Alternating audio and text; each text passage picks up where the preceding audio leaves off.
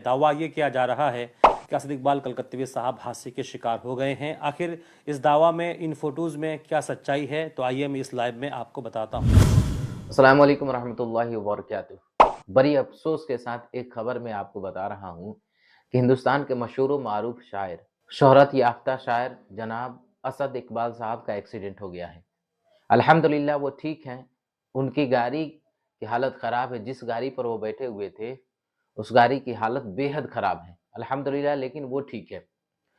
मुझे इसकी जानकारी फेसबुक के ज़रिए मिली और पूरी तफसील से जो जानकारी है मैं आपको मौलाना एहसान मिसबाही साहब के ज़बान सुने कि क्या हुआ था, कैसे एक्सीडेंट हुआ था।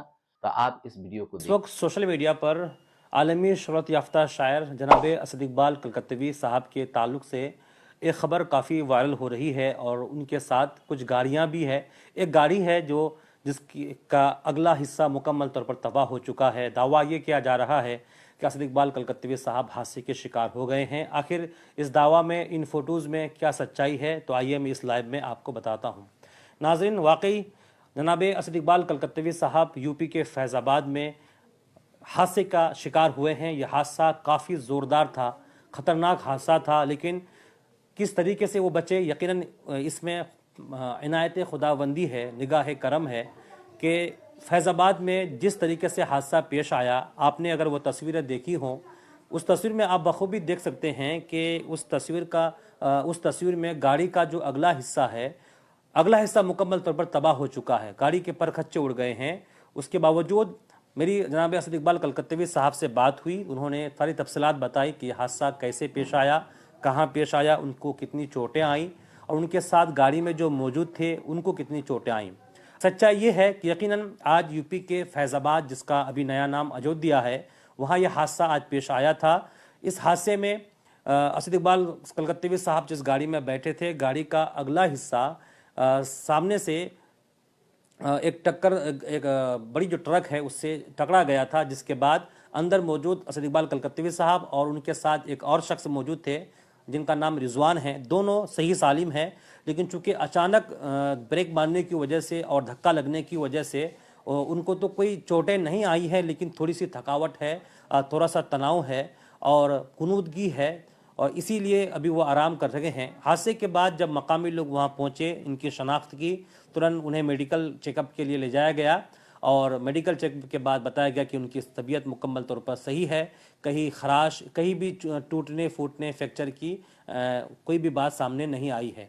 तो ये वाक़या हकीकत है कि जनाब असद इकबाल कलकत्तवी साहब यूपी के फैज़ाबाद में एक हादसे के शिकार हुए और हादसा काफ़ी ख़तरनाक है, ज़ोरदार है। तस्वीरों को आप देखें, मैं आप में से शायद बहुत लोग जानते नहीं हैं, मैं आपको तस्वीरें दिखा रहा हूं कि देखिए किस तरीके से तस्वीरें हैं। इन तस्वीरों को आप देखें कि देखिए, आप गौर कीजिए कि कितनी ये तस्वीरें कितनी ख़तरनाक है। जो हादसा पेश आया था असद इकबाल कलकत्तवी साहब के साथ, गाड़ी का अगला हिस्सा देखें मुकम्मल तौर पर तबाह हो चुका है और इससे अंदाज़ा लगा सकते हैं कि ज़ोरदार टक्कर था, टकराव कितना ज़बरदस्त था। आप देखें, ये तस्वीरों को देखें, कितना ज़ोरदार टक्कर लगा होगा कि अगला हिस्सा मुकम्मल तौर पर तबाह हो चुका है।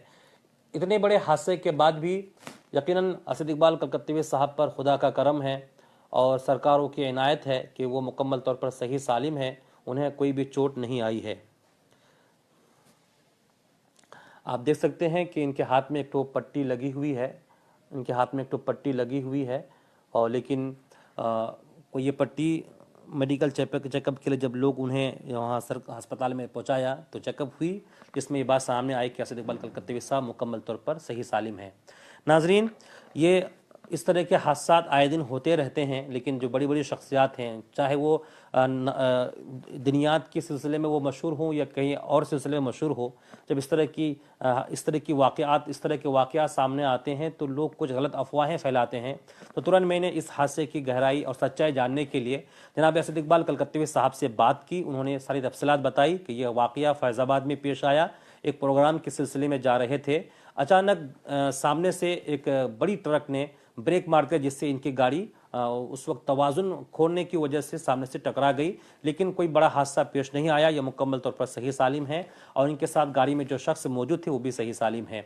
उन्होंने जब ये बात ज़रूर है कि असद इकबाल कलकत्तवी साहब ने तमाम लोगों से ये दुआ की अपील की है और कहा है कि मेरे लिए दुआ करें, मेरी सेहत के लिए दुआ करें। बस यही अपडेट आपको पहुंचाने के लिए मैं हाजिर आया था। और गुजारिश है कि पहली बार आए तो चैनल को सब्सक्राइब कर दें, लाइक करें, कमेंट और शेयर जरूर